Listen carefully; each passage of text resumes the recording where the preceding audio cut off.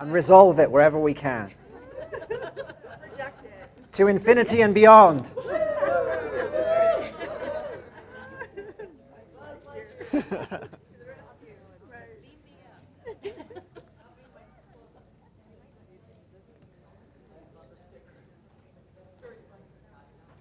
So yeah, I guess in a way, some of us are probably all traumatized out.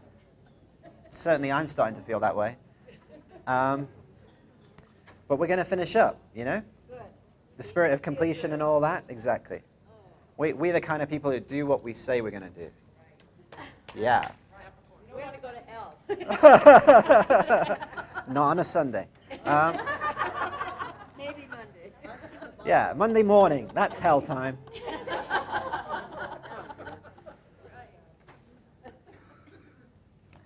So yeah, I mean, I just want to recap just briefly and say again in the spirit of why we're looking at trauma, and that, in a sense, trauma exists in the relative world. It is primarily the sense of self that experiences trauma. On a level of ultimate reality, there is, in a sense, no trauma at all.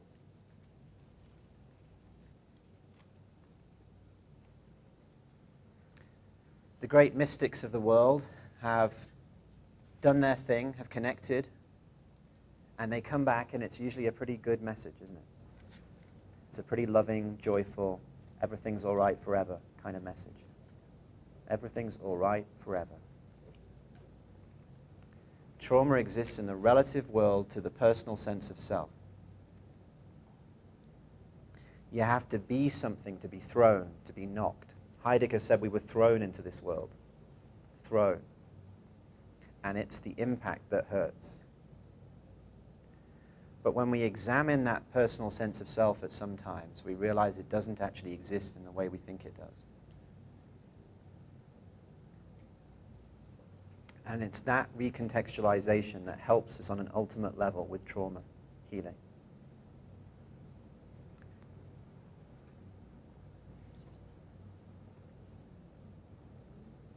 Today we're going to cover Uranus through the archetypes of Capricorn, Aquarius, and Pisces. We're going to try and take any questions on the trauma teachings all around, summarize and conclude, and we might want to say a couple of observations or words about Uranus in transit if we have time. But more importantly are the last three archetypes, and in the final session, leaving some time for questions. And if there are no questions, having an early lunch. What was the second part that you just said there is no trauma in the ultimate reality, at the level of ultimate truth? I mean, let's examine this, you know. Ramana Maharshi, when he was a teenager, had an experience where he went out. He got it, big time. And he would not have survived if there had not been people who just cared for his body. He was found lying by the side of the road in the woods, flies eating off his saliva and flesh. He had to be picked up, fed, and taken care of. He didn't care about it. It wasn't a trauma.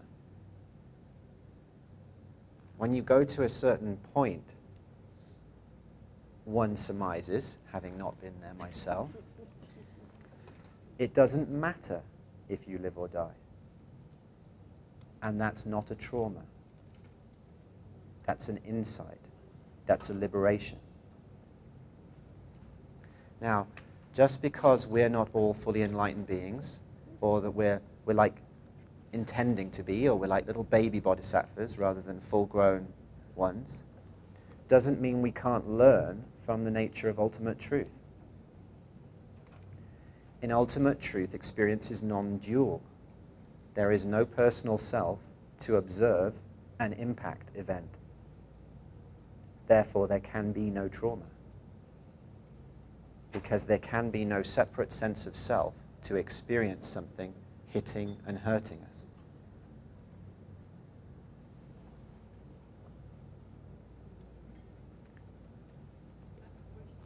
Yes. So trauma from Uranus is on a mental level.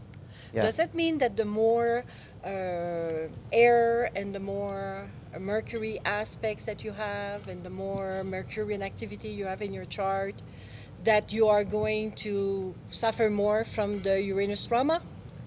Well, there's two things to observe there. One, when we say Uranus is mental trauma, we mean the mental body, as in the sense of the theosophical writers, yeah? The mental body that manifests through the astral, through the etheric, into the physical. So we're talking about a subtle plane aspect of the mind. So we're not talking about the mind on the same level as Mercury-type thoughts or words. At the same time, people who have negative or stressed Mercuries can respond to trauma particularly badly because they repeat it as a self-talk inside over and over. So the answer to your question on one level is yes, but the ultimate level you're asking it from, we need to reframe what we mean by mental body. Uranus as a mental trauma is a mental body. It's an issue of where we manifest from, if you like. The power of thought to manifest. What Alice Bailey refers to in Esoteric Psychology 1 and 2 and Treatise on White Magic as thought forms. Create thought forms that come into existence. This is the kind of level of the mind we're talking about, rather than just that little conversation you're having in your head, should I have pancakes for breakfast or eggs, you know, or whatever. That's the one I had this morning anyway. Carbs or protein, yeah? Which will be best for me? I went carbs, actually, because I'd gone protein every other day. Thought I'd try something different. Besides, I needed to soak up some residual Jack Daniels. Hence the great American inventions of, you know, ludicrously fattening stuff for breakfast, you know? You come downstairs, there's full-on meat cooking for breakfast. For breakfast, meat. I mean, wow. And yeah, anyway. Yeah, well, that's it. Well, we have a fry-up in England, but I mean, I consider a fry-up something you have like once or twice a year as a kind of like weird event, you know? Yeah, fry-up. Yeah, it's like eggs, sausages, beans, other straight black pudding, which is some, you know, inner part of some animal fried. Am I selling it to you folks? Yeah. So that level of mental activity where we try and decide things on a day-to-day basis or how we feel about ourselves or certain things is not the mental plane we're talking about when we talk about Uranus trauma. We're talking about traces in the mind stream. The subtle aspect of consciousness that bridges even between lives. There's a paradox here because in a sense when you die, individuality dies too. The body-mind dies, but there is a subtle aspect of consciousness. And you know, there are all sorts of fine ways of looking at this in different spiritual traditions. But even the Buddhists who don't see self or any form of God in an outside sense recognize that there is some subtle aspect that traces from life to life because, for example, when the Dalai Lama is chosen, the reincarnation, he picks from his mala and his, you know, his prayer beads and his accoutrements, his vajra and his bell from his previous life, you know? You have to have an aspect that recognizes. It's a subtle aspect growing all the time, a subtle, more permanent aspect of consciousness. This aspect is the aspect we're talking about when we refer to Uranus. It's not a conventional thought process. It's remembered on a pattern level, on a deeper level inside. It creates furrows, if you like, or like little flecks. You know, like they do those tests to find out if you've got something in your body, and you take a and you take a kind of liquid that shows up under radioactive or X-ray or whatever. It's like that, barium or something. Little subtle flecks in your stream. Yes? Does the Mercury in Gemini like represent a trauma that is on the superficial level of Mercury, or is it on the deeper unconscious level? Well, Mercury and Gemini, for example, Mercury and Gemini in and of themselves won't represent a trauma. They'll represent an expression of Mercury. If you add Uranus there, then yes, it does in a way. It has the deep level, but also the actual level where we function in that way is also being impacted, yes. When you ally Mercury with a trauma signature, the actual way you function may be impacted as well, yes. It's true, yeah. Pleasure. Any other questions about the general method we're looking at or its perspective?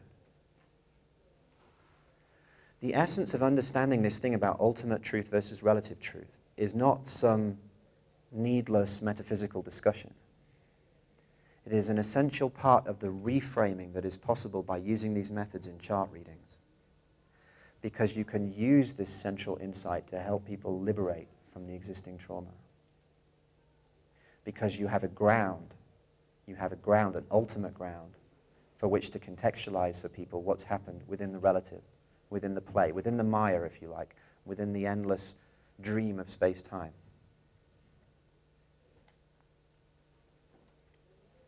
You have a spiritual or truth basis for which you can always hold, no matter how bad the trauma, it can only happen to what is ultimately a non-existent self. See the paradox there, and how weird but liberating it is?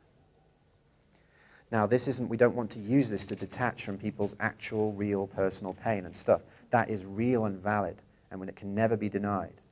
But we want to hold it as an awareness of what's possible on a larger level, so that we are a doorway to it, so we are a potential opening when we look at the chart for them to step through. We don't want to be, avoiding or trying to say that someone's personal pain isn't real because of this insight. We just want to hold it as a potential awareness for them to have a liberation potential. So that's the context, if you like, which we can work with this stuff.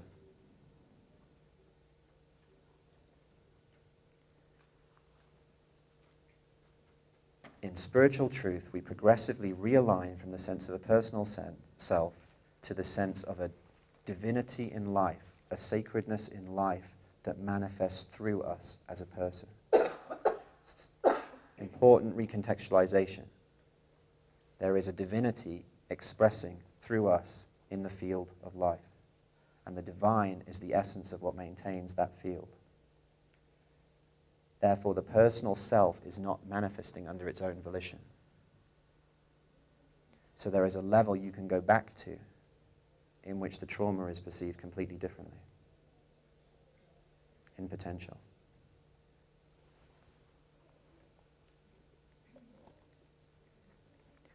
I'm not trying to tell anyone what their view of reality should be or what their faith. There are many approaches, there are many ways of coming to truth. I am not sectarian like that. But the great traditions of the world converge on many central points. And the essence of the sacredness of life, as larger than the personal self, is central to all of them. And we can make a reasonable basis that that's a good foundation to approach, to ultimately contextualize trauma.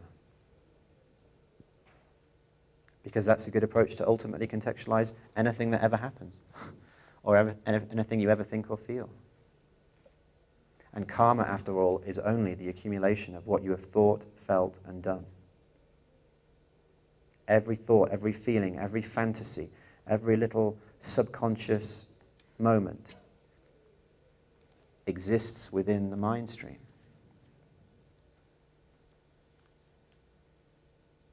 It's both scary and liberating.